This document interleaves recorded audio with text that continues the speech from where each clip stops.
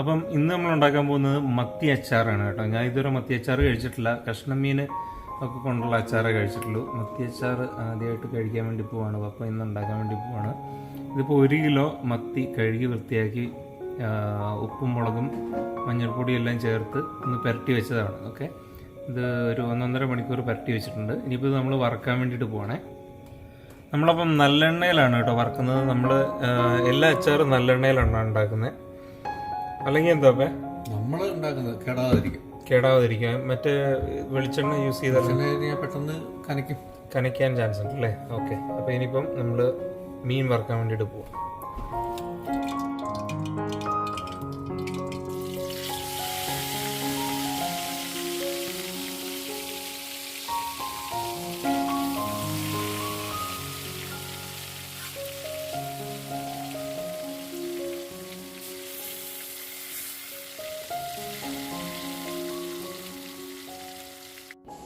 അപ്പം നമ്മുടെ മീനെല്ലാം ഈ ഒരു പാകത്തിന് വേണം നമ്മൾ വറുത്തെടുക്കാൻ വേണ്ടിയിട്ട്. കാരണം ഇതിനകത്ത് നമ്മൾ മുള്ളൊന്നും മാറ്റുന്നില്ല, മുള്ളൊക്കെ അതേപടി ഇടുന്നുണ്ട്. അപ്പം കുറച്ചൊന്ന് മുരിയിച്ചെടുത്ത് കഴിഞ്ഞാൽ അച്ചാറിടുമ്പം അത് എല്ലാം തന്നെ പൊടിഞ്ഞു പോയിക്കോളും. മനസ്സിലായില്ലേ? പൊടിഞ്ഞു പോകുന്നുണ്ടെങ്കിൽ കടിച്ച് തിന്നാൻ പാകത്തിന് കിട്ടും നമുക്ക്.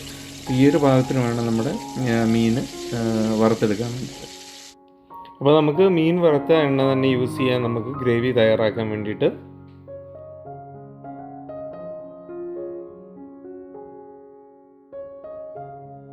അപ്പം ഇതിലേക്ക് ആദ്യം തന്നെ നമുക്ക് കടുകിടാം.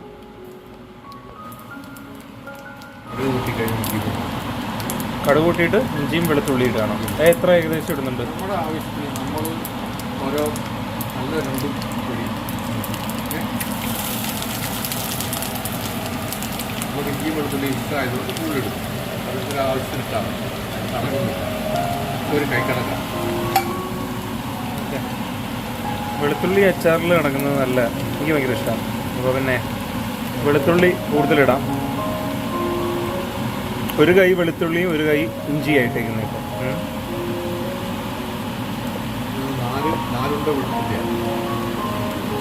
4 മുഴുവൻ വെളുത്തുള്ളി അല്ലേ, വലിയത്.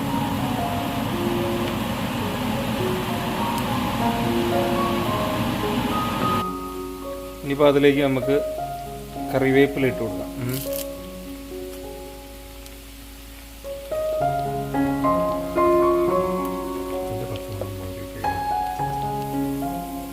വെളുത്തുള്ളിയുടെയും ഇഞ്ചിയുടെയും ഒക്കെ പച്ചമണം മാറി നമ്മൾ തീ അങ്ങ് ഓഫാക്കിയതാണോ സിം ചെയ്താണോ? തീ ഓഫാക്കി, അത് നല്ല ചൂടാണ്. അപ്പം മഞ്ഞപ്പൊടി അല്ലെ കരിഞ്ഞു പോകും അല്ലേ?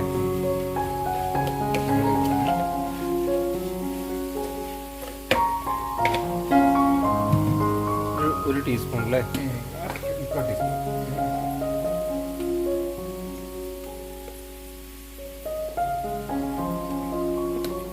ഒരു 2.5 ടീസ്പൂൺ കാശ്മീരി ചില്ലി.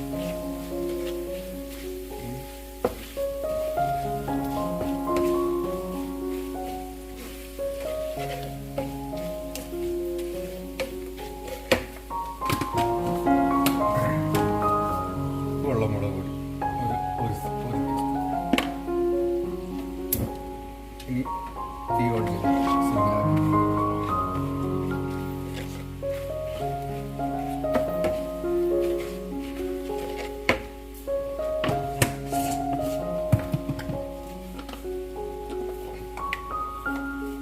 ഒരു പിഞ്ച് ഉലുവപ്പൊടി,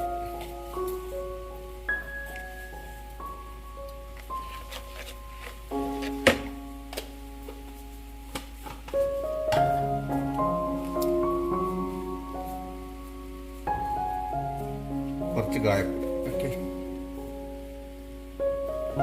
അളവൊന്നുമില്ല, ഒക്കെ നമ്മുടെ ഒരു കൈക്കണക്ക്.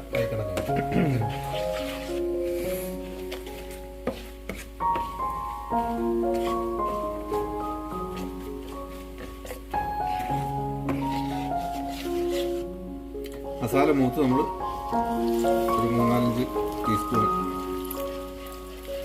വിനെഗർ ഒഴിക്കുകയാണേ.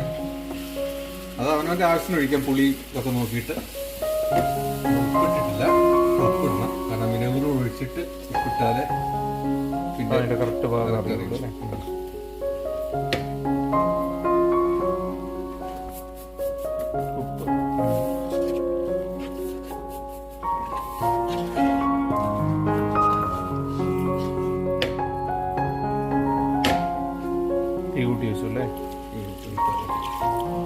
അപ്പോൾ വിനെഗർ കുറച്ചുകൂടി ആഡ് ചെയ്യാം.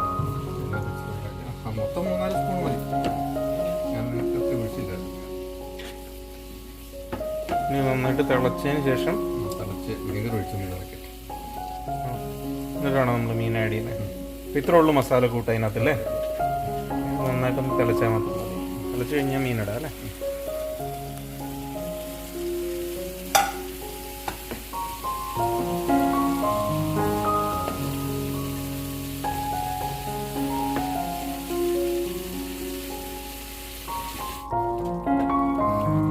അപ്പോൾ തീ ഓഫ് ആക്കിയപ്പോൾ ഇപ്പോൾ ഇരുന്ന് പിടിച്ചാൽ മതി.